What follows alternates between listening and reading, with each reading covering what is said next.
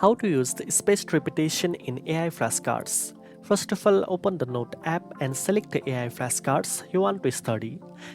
You can use a set you previously created or one generated from your notes. After selecting the flashcard set, you will see the Study Flashcard Set button. Tap on it. Here you will find the spaced repetition option. Tap on it to continue. Next, you will be asked to choose the question format such as answer with term or answer with definition.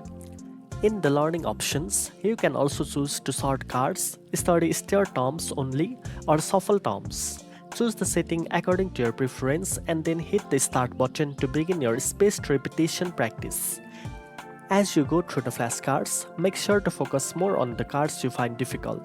The system will naturally show these cards more often, helping you remember them better. You can also take short breaks between sessions to keep your mind fresh and avoid fatigue. Over time, this method will significantly improve your retention and make your study sessions more productive.